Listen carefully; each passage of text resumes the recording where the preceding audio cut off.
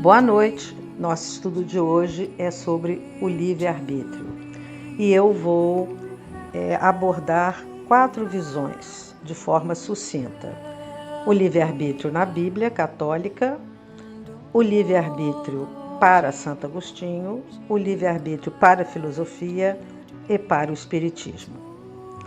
Afinal, o que é o livre-arbítrio? Simplesmente é o poder que cada indivíduo tem de escolher suas ações e o caminho que quer seguir. O real significado de livre-arbítrio tem sentidos religiosos, psicológicos, morais e científicos. E para algumas pessoas, o livre-arbítrio significa ter liberdade. E muitas vezes confundem com desrespeito e falta de educação. Cada um realmente tem direito de fazer o que quiser com sua vida e escolher qual caminho quer seguir, desde que não prejudique ninguém. Então, a primeira abordagem que eu quero fazer é sobre o livre-arbítrio na Bíblia. Na Bíblia, essa expressão livre-arbítrio, ela não existe. No entanto, em diversas passagens, podemos ver que Deus dá o poder de escolha ao ser humano. Segundo a Bíblia, a vontade de Deus é que as pessoas sigam os seus mandamentos e façam coisas boas. Também é possível ver na Bíblia que cada pessoa vai prestar contas da forma como usa o livre-arbítrio, ou seja, vai ser responsabilizada pelos seus atos.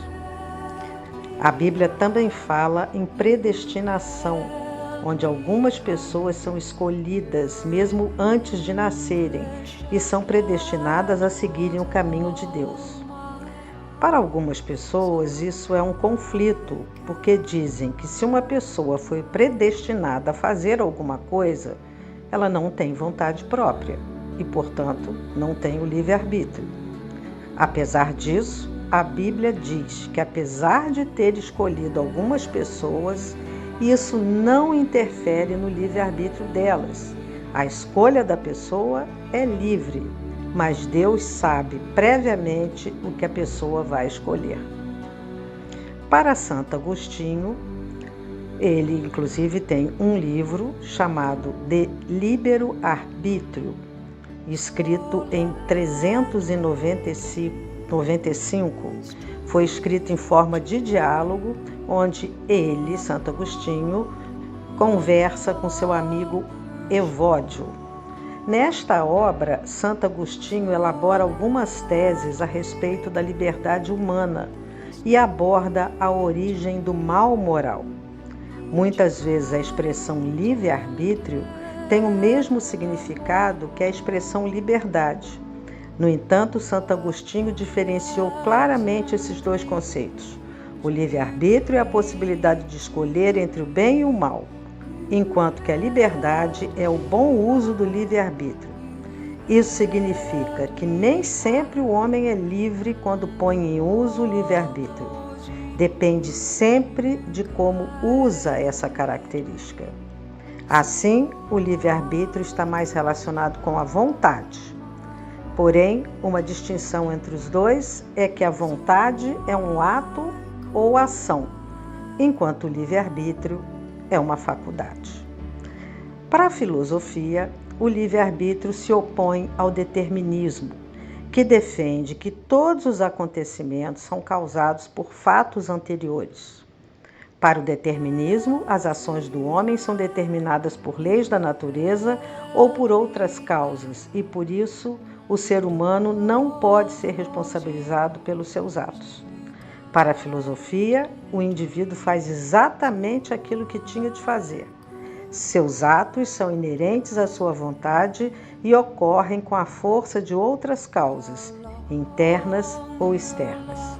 E para finalizar, vamos falar sobre o livre-arbítrio para a doutrina espírita. Para a doutrina espírita, não há destino, não há predestinação, não há sorte ou azar. O futuro é construído todos os dias. Através de pensamentos e ações, o espírito e seu grupo cultural escolhem e determinam seus caminhos, exercitando uma característica indissociável do ser inteligente, o livre-arbítrio. A evolução é o fundamento da vida e ocorre pela aquisição de conhecimentos em sentido amplo, técnico, afetivo, emocional, moral, filosófico, científico, religioso. O espírito, então, adquire conhecimentos novos através das experiências, vivências e convivências acumuladas ao longo de sucessivas situações pelas quais passa, tanto no polissistema espiritual como no material. Ao somar conhecimentos novos, o ser modifica a visão que tem de si mesmo, dos outros, do mundo e de Deus, ou seja, amplia sua consciência, evolui. O conhecimento e o comportamento resultantes das situações enfrentadas delimitam um caminho próprio para cada ser inteligente. De acordo com as suas escolhas, ele tem experiências diferentes e, em consequência, conhecimentos diferentes, que desenham uma sequência própria que lhe confere individualidade. Na construção do perfil que o caracteriza como único, cada espírito, a inteligência, o afeto, o sentimento, o valor, a consciência, a liberdade de escolha, o exercício do livre-arbítrio é o que permite ao ser inteligente alcançar os objetivos da vida. Os segmentos de conhecimento acumulados pelo espírito no decorrer de suas experiências determinam proporcionalmente uma capacidade de entendimento, compreensão e construção. O conhecimento que o espírito possui permite que ele solucione várias situações da vida, dentro do limite do que já é conhecido pelo espírito. As situações não se constituem em dificuldade e a sua resolução contribui para que os que convivem com o espírito alcancem também o conhecimento que ele domina. Entretanto, como as experiências vividas são limitadas, o que o espírito sabe também é limitado. As dificuldades apresentadas na superação de algumas situações indicam as limitações do espírito. A solução, o conhecimento capaz de resolver a dificuldade, no entanto, não se encontra pronta. Deve ser construída, adaptada às características únicas da situação e das pessoas envolvidas. A construção da resposta se faz da própria existência do espírito ou da experiência acumulada pelo outro, encarnado ou desencarnado, que será adaptada ao edifício de conhecimentos do espírito de acordo com a sua capacidade de raciocínio, seus sentimentos, seus valores e seu entendimento.